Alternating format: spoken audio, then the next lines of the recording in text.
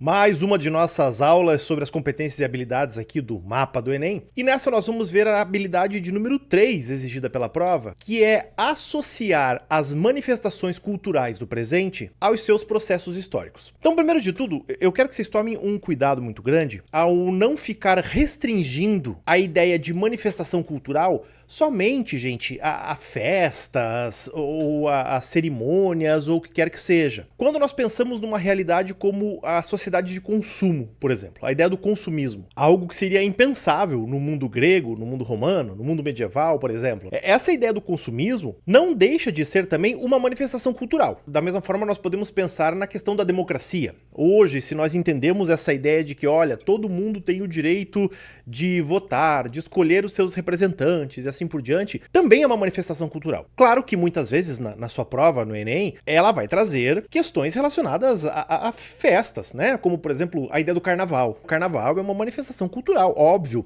A festa junina é uma manifestação cultural, obviamente. Uma missa católica é uma manifestação cultural. Uma cerimônia num terreiro de candomblé, de umbanda, também é uma manifestação cultural. Mas é importante nós abrirmos o horizonte. E aí, nessa habilidade em específico, muitas vezes a prova vai te pedir sobre a manifestação cultural, obviamente, mas pensar sobre o seu processo histórico. Ou seja, como ela se formou, e não só o fato dela ter se formado, mas como ela foi se transformando e chegou aos dias, né, aquilo que é atualmente. Então, outra forma de uma manifestação cultural, quando nós pensamos, vou pegar um dos exemplos aqui, a ideia do samba no Brasil. Olha, né, muito se diz que o samba é a música popular brasileira por excelência e assim por diante, e essa discussão como um todo. Então, peraí, da onde vem o samba?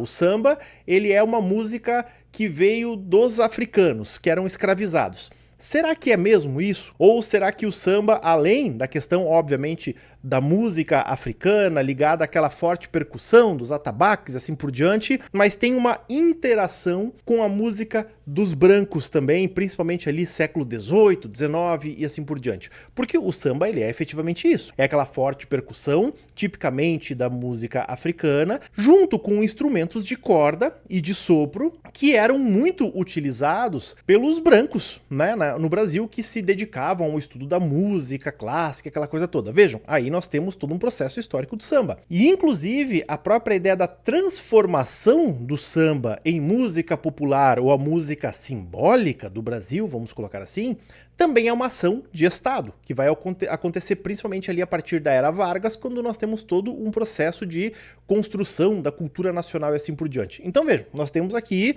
um processo histórico, o samba enquanto fenômeno cultural, né, enquanto elemento cultural, e nós demos uma observada no seu processo histórico. Da mesma forma que quando eu falo, por exemplo, sobre a ideia do consumismo, né, olha, a sociedade de consumo e assim por diante, da onde que vem essa ideia que precisamos consumir? Isso também tem uma relação histórica, tem a ver com a Revolução Industrial, com o processo de uma produção cada vez maior de produtos, então você precisa de um mercado para abastecer. Todos esses processos nós os observamos como construídos historicamente. Então, claro que depende muito do processo, depende do que a gente está pensando, nós podemos analisar isso à luz do quê? Nós podemos analisar isso, por exemplo, à luz da construção da memória. A gente vai sempre estar voltando para as habilidades anteriores, né? Então, nós temos a memória, a construção da memória do samba no Brasil, olha, o carnaval no Brasil. Então, a gente vai ver que o Estado brasileiro, nas décadas de 30 e 40, começa a chamar maior atenção para o carnaval, ou mesmo para outras manifestações da cultura afro, como a capoeira, por exemplo. Então, esses fenômenos, eles vão ser desmarginalizados, vai haver todo um empreendimento do Estado para trazer o samba efetivamente para o rádio, vai ser obrigado, né? As rádios vão ser ali obrigadas a divulgar o samba e seus artistas e assim por diante, os próprios desfiles de carnaval, e aí claro que leva a uma série de análises que necessariamente são feitas. E se a gente olha, por exemplo, a figura do samba, tá, peraí, o samba ele é presente no Brasil todo ou ele é algo regionalizado na região sudeste? Nordeste, principalmente Rio de Janeiro e São Paulo? Ó, é uma pergunta que a gente faz. Aí é interessante a gente fazer uma ponte com a habilidade número 2 e pensar o seguinte, olha, né, a gente tem aqui uma construção de memória. Essa ideia de que o samba, ele representa o Brasil. Mas qual o Brasil? Porque se a gente olha para outras regiões do país, por exemplo, nós olhamos para o Nordeste. No Nordeste existem várias outras manifestações culturais musicais. Nós temos o forró, nós temos o axé, nós temos o frevo. Quando você vai para o Sul, por exemplo, né? No Sul você já tem aquela música tradicionalista gauchesca que é muito mais próxima da música uruguaia e da música argentina, com a milonga, com a vaneira, por exemplo.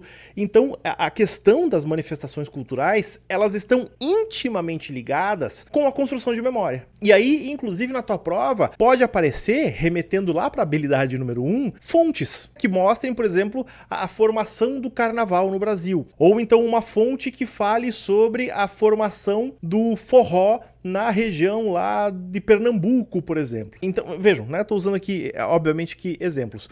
Tudo isso pode ser trazido para sua prova no campo do debate.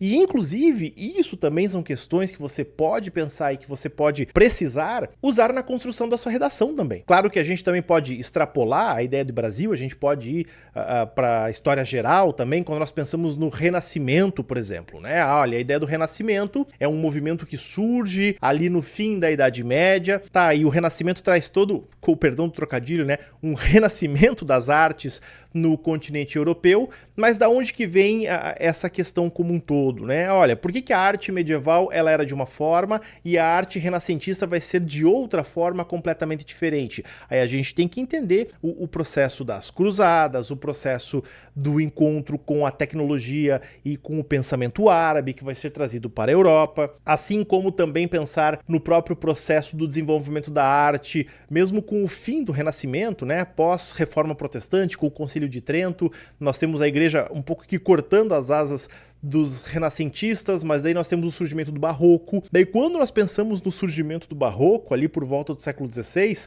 olha só onde nós vamos chegar. Nós vamos chegar no impacto do patrimônio cultural brasileiro na região das Minas Gerais, com artistas lá como Aleijadinho, com as cidades históricas de Mariana, Vila Velha, Ouro Preto, por exemplo, as nossas igrejas lá na região das Minas tão impactadas, né, pela formação do Barroco, que está ligado diretamente com a relação do renascimento cultural. Então vejam como esses processos históricos, aí principalmente nas artes, é muito importante nós percebermos, porque a arte ela não é algo que surge do nada. Eu sempre gosto de dizer que nas ciências humanas, assim como na arte, nada se cria, nada se perde, tudo se transforma. A fórmula do Lavoisier também vale aqui para as ciências humanas nesse sentido. Então, pegar um fenômeno cultural e traçar o seu processo histórico é muito interessante e muito importante para a sua prova. E aí, quando aparece essa habilidade, ela com certeza vai ser cobrada em conjunto com outras habilidades dessa mesma competência. Então, por isso que é importante a gente dominar e pensar um pouco também nesses conceitos. Certo? Essa habilidade aqui ela é relativamente bastante tranquila, ela fica mais compreensível a partir de exemplos, e aí vamos partindo para as próximas, beleza? Não esquece de se inscrever, não esquece de deixar o seu like e um grande abraço para você.